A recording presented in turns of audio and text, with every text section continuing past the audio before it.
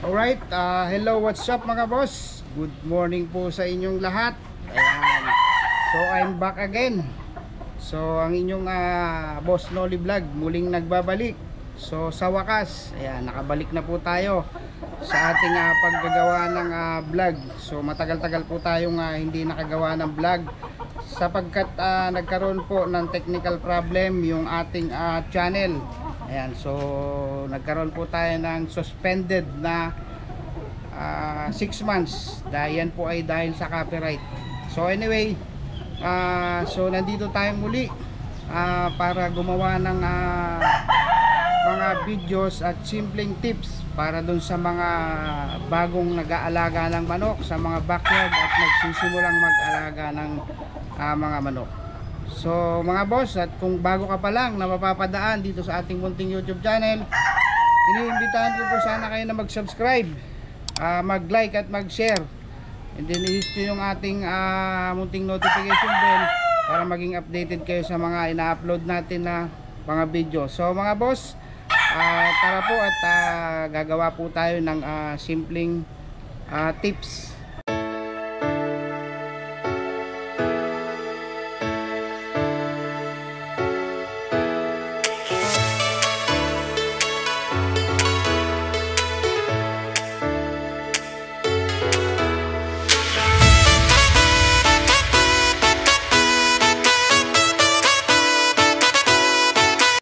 Alright, at isang mapagpalang araw na naman po muli sa inyong lahat. Ayan, so nandito na naman po tayo at gagawa ng mga video at simpleng tips, munting kaalaman regarding sa pag-aalaga ng mga manok. So most especially ituturo natin at sasagutin yung the most common naman na mga tinatanong sa atin regards po sa kung ano yung kung paano gagawin para bumuka yung katawan ng mga studs, and then sa mga month old na mga inaalagaan sisiw, ano yung magandang patuka, ano yung magandang pang-inject, panturok. So ayan mga boss, lahat po yan ipapaliwanag po natin para nang sa ganon magkaroon ng konting idea yung mga bago. Ayan, so most especially ito naman yung mga ginagawa ng mga full of knowledge at mga legendary na mga nag-aalaga ng manok. So mga boss, let's go. A few moments later.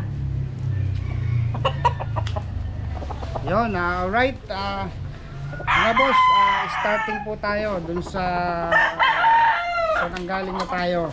Umpisa na natin dun sa total, malapit naman ng breeding season. Ayan, so kapag po kayo magbi-breed ng manok, so dapat magkaroon kayo ng mandatory selection. Ayan, so expected mga boss, dun sa mga magbi-breed so dapat magkaroon kayo ng mandatory selection. Huwag po sana tayo mag-breed ng basta-basta kasi sayang po yung gagastusin natin oras, panahon sa pagbi-breed kung low quality naman yung i-breed natin. Ito para lang makatulong, makapagbigay ng idea. So dapat you breed the best para mas maging maganda yung resulta ng inyong breeding. So anyway, mga boss, sa pag-aalaga po ng sisiw, so good po tayo sa mga nagtatanong sa atin. So dapat kung paano yung pabubukahin yung katawan ng inyong mga manok. So first of all, dapat alamin nyo yung genetic. Pinaka-importante po sa manok yung kanilang genetics. Kasi po kapag po ang manok nyo is ang genetics niyan, ang genes niyan talagang pinilit ng i-breed kahit hindi naman proportion yung katawan nila. So what do expecting them? So dapat ang breeding stock nyo is perfect para nun maging perfect din yung kanilang iaanak. Alright, doon naman sa pagtanong sa atin na paano yung pagpapabuka. Ano ba yung sikreto? Mga boss, ito may sikreto po kasi yan. Hindi po porke nagbigay tayo ng vitamins, kasi ito po kasi yung damos ko na tanong sa atin ano ba yung magandang vitamins, ano ba yung magandang panturok para bumuka yung katawan ng ating mga manok. So mga boss, sa pagpapabuka po ng katawan ng mga manok natin, wala pong instant. Ayan, so pinaghihirapan po yan at kinatsagaan. So ang sikreto, so ito po ang sikreto niyan mga boss, ipapaliwanag ko po sa inyo. So wala po sa vitamins o any supplement na magturok kayo, magbigay kayo ng kung ano-anong vitamins, kahit araw-arawin nyo yan, wala po dun yung sikreto. Mga boss, huwag po magagalit yung iba. Wala po dun ang sikreto niyan para bumuka yung katawan ng manok nyo. Ang main secret po niyan mga boss ay nakadepende po yan dun sa inyong feeding mixture, sa inyong feeding ratio. Dun po, yun po ang main source para bumuka yung inyong katawan ng manok. Wala po sa vitamins yan. So alam nyo ba ang benefits ng vitamins dun sa ating alaga mga manok is matulungan sila para maging healthy yung katawan nila.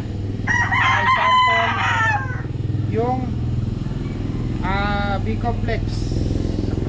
Ang benefits po ng B-complex is para mapaganda yung kanilang blood circulation, mapaganda yung kanilang red blood cell, and then para pumula yung kanilang muka, and then the most is para tulungan sila maging maganda ang appetite.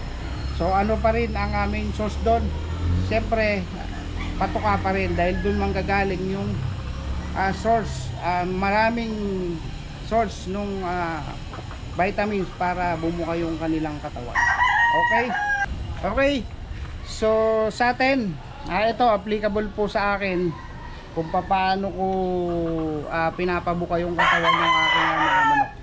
So first of all, since na sila ay maliliit pa at the age of month old, so dapat gawin nyo, doon na po kayo magbibigay ng full of supplement para pag lumaki sila. And then speaking of full supplement, so dapat ang sisiw na inaalagaan nyo, hindi po sila dumaan sa malubhan sakit. Kasi po kapag ka po sila ay maliit pa, dumaan sila sa matinding sakit, nagpaulit-ulit, kapag ka po lumaki yan, so wala na pong silbi yan, masasayang lang yung inyong pinaghirapan. So kaya doon po papasok yung sinatawag na strict culling. So magkakaroon kayo ng mandatory selection. Kapag alam nyo po yung manok nyo hindi nyo napapakinabangan, ayan, so dapat tanggalin nyo na, kasi sayang lang yung ipapatukan nyo and then sayang din yung panahon nyo at wala rin silbi yung manok na gagamitin nyo kapag po sila ay tinamaan na matinding sakit. So habang hanggang sa paglaki nila, dadali na po nila yan. Okay, at ang sikreto naman po para gumanda at bumuka yung katawan, so mga boss, inuulit ko po ang pagpapabuka ng manok, kahit anong effort nyo po ay manggagaling pa rin po yan dun sa kanilang sikreto na patuka, and then first yung po kanilang genetics. Ayan, alright, so yung genetics po mga boss, so ang sikreto po nyan para mas gusto nyo na mas mapabilis yung pagpapaganda ng katawan ng manok nyo, so dapat mag-range kayo dun sa medyo mataas ang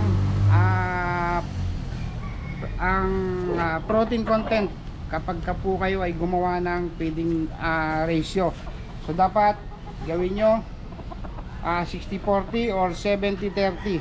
Ayan, so mga boss, ito binibigay ko po yung simpleng tips para po dun sa in my own experience po, base po dun sa aking mga alagang manok. So dapat sa feeding ratio po kayo magbabase. Yun po yung main source para makakuha ng magandang katawan, dahil yun po yung magbibigay ng muscle development at bone development ng inyong mga manok. So yun po nga binibigay natin supplement, pag-i-inject, pagtuturok, pagsusubo ng kung ano-anong vitamin. So tulong lang po yan para sila ay magkaroon ng magandang appetite. So yun po yung pinaka main source nun, at yun ang sikreto po nun dun po sa feeding mixture natin. Okay, at doon naman sa magandang itsura doon sa mga ating i-harvest na mga stags. So ayan mga boss, itong hawak ko, kung makikita nyo, ayan, ito 6 months old. So makita nyo, pangit yung buntot. Ito po yung isa sa mga failure na naging habit natin. So ibig sabihin, napabayaan natin sa range. Ayan. So ano ba yung nagiging resulta? Ba't nagiging ganito yung buntot ng ating mga manok? Ayan mga boss, so ipapaliwanag ko po yan pag po tayo ay nag-farm visit doon sa Elco Princess Game Farm, doon sa farm natin sa bundok. So dito lang po tayo gumawa ng vlog natin para sa pagbabalik sa ating munting YouTube channel.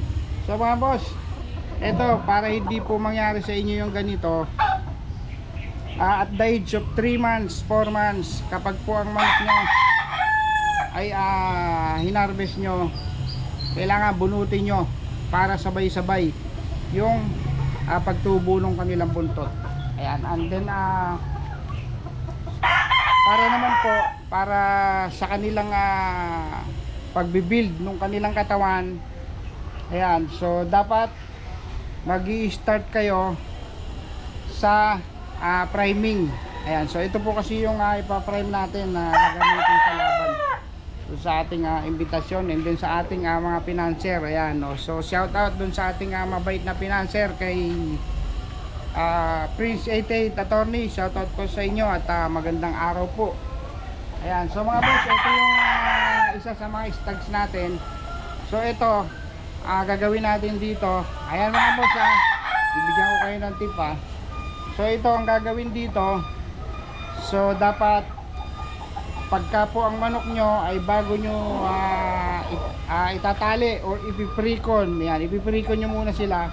So dapat mag-umpisa muna kayo sa basic, magpurga, paligo, and then doon po kayo magtuturok ng inyong mga manok. And then wag nyo po sanang abusuhin yung paggamit ng gamot sa inyong mga manok, sapagkat ang manok natin ay maliit lang. Ayan, so pag nagbigay tayo ng sobrang dosage, masisira po yung kanilang katawan. Okay, alright, ito naman mga boss, so ang gagawin natin para mag-build yung kanilang katawan. So ito po, papakainin natin ng maghahalo tayo ng magmi-mix tayo ng high protein pellet para mas mabilis yung kanilang muscle development. Mga boss, inuulit ko po ang pagpapabuka ng manok, katawan ng manok, wala po sa gamot. Yung gamot ay tulong lang, supplement para sila ay gumana kumain. Ayan, so dapat pag ganitong edad po ang manok nyo, pakainin nyo po sila ng lamang ang high protein pellet para sa ganon mas mabilis mag-develop yung kanilang katawan. Okay, at dito na natin tatapusin ang ating munting vlog. Ayan mga boss, maraming salamat po dun sa mga nanonood ng ating mga vlogs, sa ating mga videos. Ayan, naway patuloy po kayong sumubaybay sa ating YouTube channel. Ayan, at dito na po natin tatapusin ang ating munting vlog.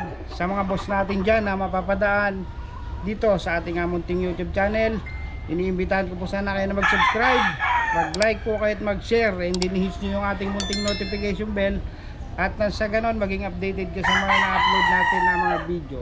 So yun lang mga boss, maraming salamat at happy breeding. I know